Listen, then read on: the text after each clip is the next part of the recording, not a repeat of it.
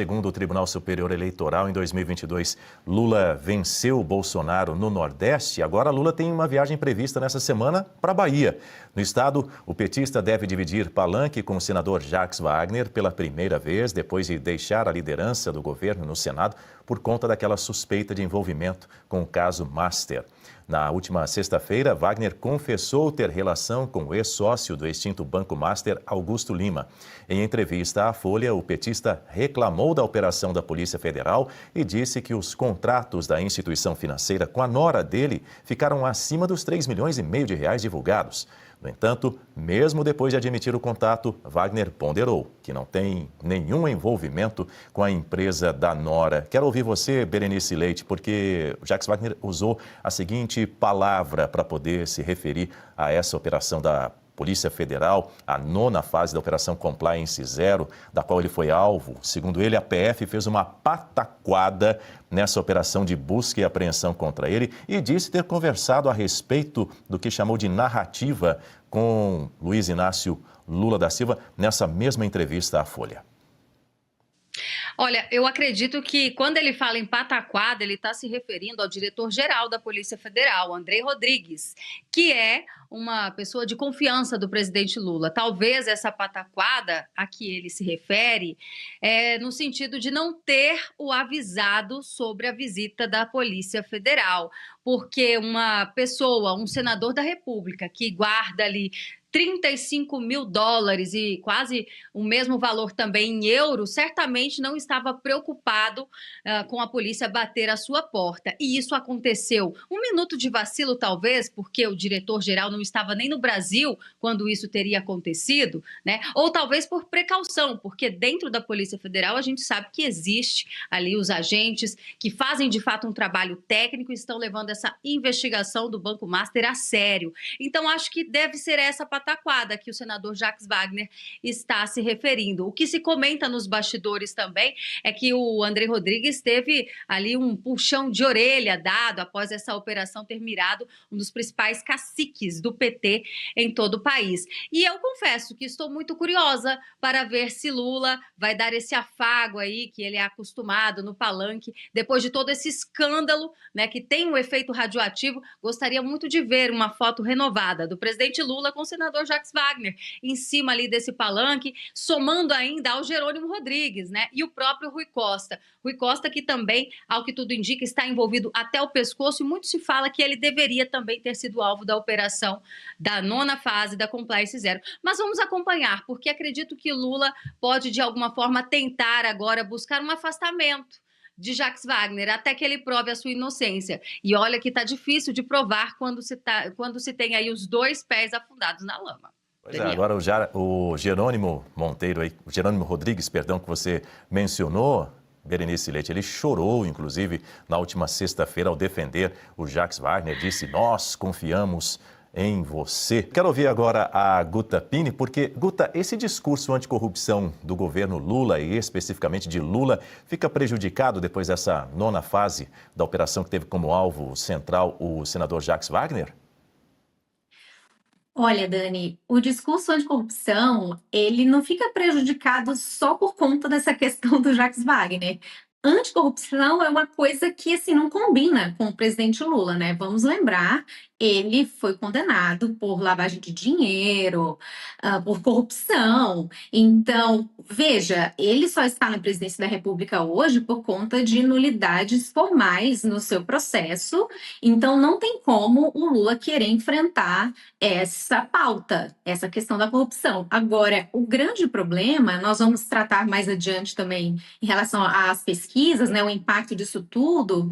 Eu entendo que, infelizmente, apesar do brasileiro se incomodar e mostrar alguma coisa em relação à corrupção no nosso país, e isso vai se refletir em algumas pesquisas que nós vamos mostrar adiante, eu entendo que ainda assim o brasileiro é muito tolerante em relação a esse tema. Talvez falte um pouco de reflexão das pessoas de entenderem o que significa quando você está diante de um cenário de corrupção. O dinheiro que vai para a corrupção, que paga propina, que paga esses interesses escusos, ele deixa de ir para hospitais, para escolas, para o saneamento básico. A gente está vendo hoje esse exemplo horroroso, trágico na Venezuela, que, claro, é um evento natural, é um evento que você não tem como impedir que ele aconteça, mas as consequências daquele terremoto na Venezuela, ele não precisaria ter sido tão devastador se as estruturas do país tivessem sido montadas dentro da seriedade, se o dinheiro tivesse sido aplicado de forma correta.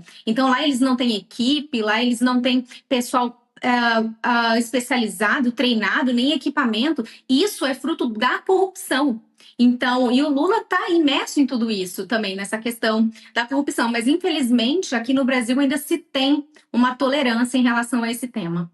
Fiz essa pergunta para você, Guta Pini, se o discurso anticorrupção do governo Lula ruiu depois desse episódio aí envolvendo o senador Jacques Wagner. Para a maioria da população, a resposta é sim. Segundo a pesquisa nacional do Instituto Vox Brasil, divulgada neste sábado, 53,1% dos brasileiros apontam desgaste na retórica petista de combate à corrupção depois da revelação dos indícios de propina milionária do Banco Master para o senador, amigo de Lula e ex-líder do seu governo no Senado.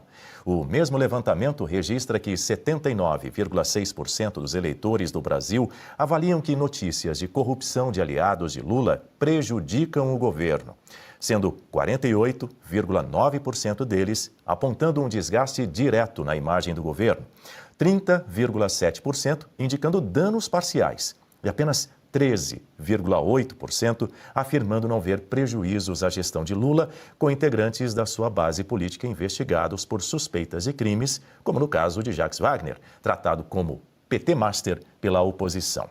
Agora, Berenice, o Instituto Vox Brasil ainda obteve a percepção de que 59,4% dos brasileiros estão cansados de escândalos políticos, enquanto 33,8% respondeu que já se acostumou com os trambiques, que isso daí já não espanta ninguém mais. O que é um absurdo, né, Daniel?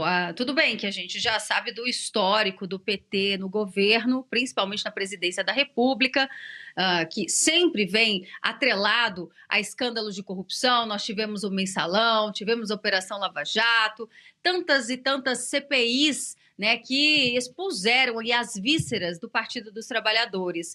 E agora, em 2023, né, no Lula 3, não está sendo diferente.